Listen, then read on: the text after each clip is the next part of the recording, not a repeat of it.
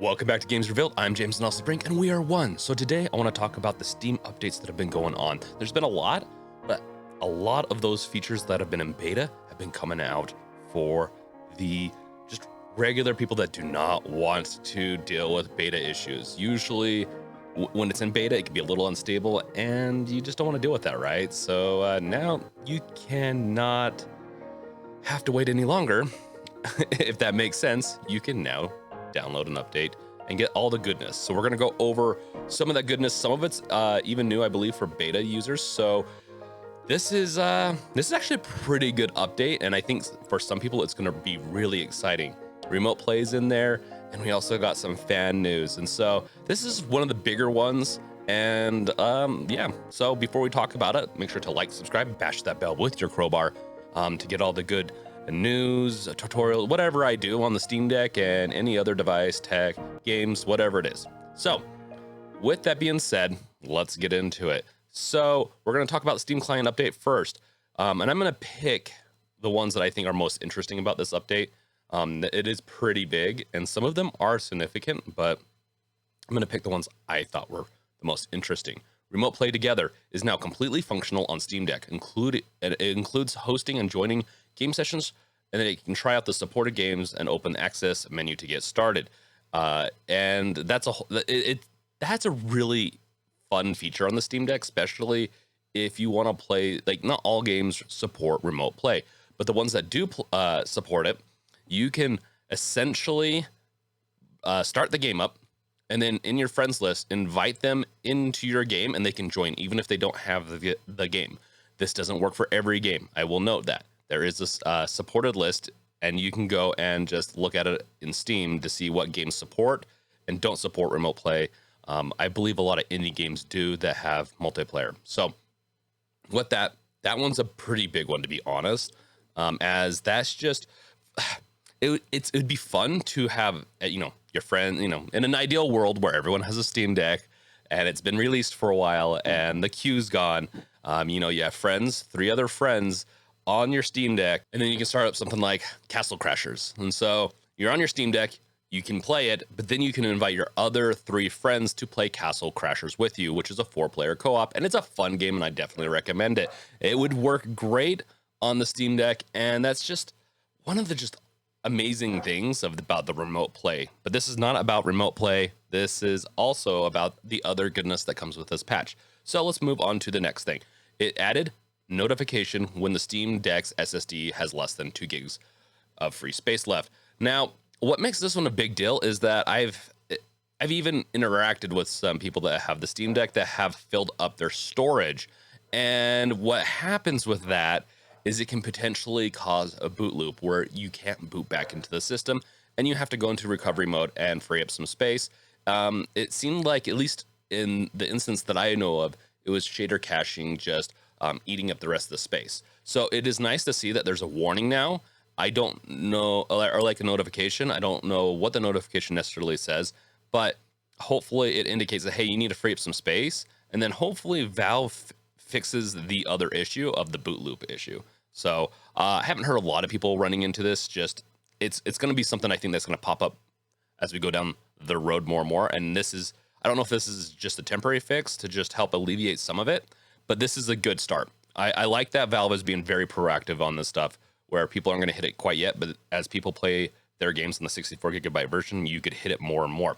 Okay, let's get into SteamOS 3.2 updates. The first one, this is the biggest one probably for a lot of people. They added an OS controlled fan curve to improve the experience in low usage scenarios and adjusting how the fan responds to different scenarios and temperatures. This is pretty big. I've seen some footage of it, heard it. It is a big difference. I don't have a big issue with the fan noise on my Steam Deck. It is actually quieter than most of the gaming laptops I have had. I actually lucked out and got the fan that didn't have the issues. This, from my understanding, fixes a lot of the issues with the whine on that one fan. I just don't think they could fully fix it, but what they do is it is just essentially allows for probably temperature control better. So when a game is just roaring, they can keep that temp down without, essentially if the temp gets too high, they adjust the fan up, right? It's usually what happens in these type of smart devices. And so that's probably what they're doing. They're doing more fine-tuned fan control where the temperature starts to rise. They have to up it a little bit. The only thing I don't know is if they're allowing for higher temps for that lower noise. That can, and devices these days can handle quite a bit of temperature, but hitting a certain threshold usually can also decrease the longevity of the chips usually, from my understanding. So I'm kind of curious long term and how that kind of all plays out, but for the most part, it is a good thing, and you're going to have a much more quiet time. And it really does show that Valve knows what they're doing. They really do know what they are doing when making and distributing and doing this whole thing. So I think Valve really does deserve, some applause, I think, for this. Maybe they could have caught it earlier, but you know what? It's been a couple of months since it's been released, and they've already patched so much stuff. And I'm really impressed, to be honest. I'm not really fanboying about this too much. I'm just, sometimes when devices get released, they get released and they don't get great updates. And I would even say like PlayStation, some other systems, even Switch, took a long time to patch some of their issues. Okay.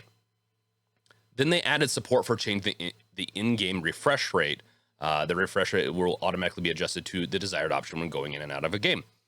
This is probably has a little bit more than just what the beta has. So you know how you could go into the quick access menu, and then you can adjust and have a step or two to do essentially refresh rate caps and stuff like that. And you can go, 1 to 1, 1 to 2, 1 to 4, which essentially just, it makes the experience much better, I will say. And it looks like this is out of beta now, and now on the device, just as so if you're not going the beta track, you should be able to access this now with, it looks like maybe a little bit of tweaks to it too, so it's even more improved. And then they have fixed gain staging, resulting in higher max speaker volume, and removes white noise coming through 3.5 millimeter jack with some headphones. I was experiencing this with my 3.5 millimeter jack into my speaker. It's just, that's how I did it this time to just make it easier. My speakers do support Bluetooth, but the jack did have some white noise. After this update, I did see a reduction in that. It still is not perfect, but I will have to say this is a nice update, and it does fix some things on my side. So that's why I kind of note that, hey, I can confirm that this is actually fixing, like I said, it's not perfect yet, but definitely less issues with that. Then the last thing, micro SD card formatting process now performs a quick format. I don't know if this is in relation to the Steam Deck bricking some SD cards, or at least soft bricking to where you have to use a recovery tool to recover the state of the SD card after it was formatted by the Steam Deck. I'm kind of hoping that this resolves it, but at the same time, a quick format is good in certain circumstances, and usually a lot of cards, once they're formatted once, you just need a quick format unless you really want to get rid of that data. So I put this in here as a hopeful, I'm going to think about it. Maybe you guys could think about it, but this is it. We're done. I'm not going to talk about this anymore. Let me know in the comments below if any of these are exciting to you. Any of these features that were released on, or bug fixes, whatever it is. I guess most of them are bug fixes. Let me know what excites you, because yeah, I'm curious. I like I said, I think the biggest one here for me, I already had it, but is that refresh rate. Being able to change the refresh rate is a big deal for me. That was my favorite one. But besides that, the remote play together being fully fixed is also a great one. So with that being said, watch my other videos. Check out our Discord in the description below, and some other goodies down there.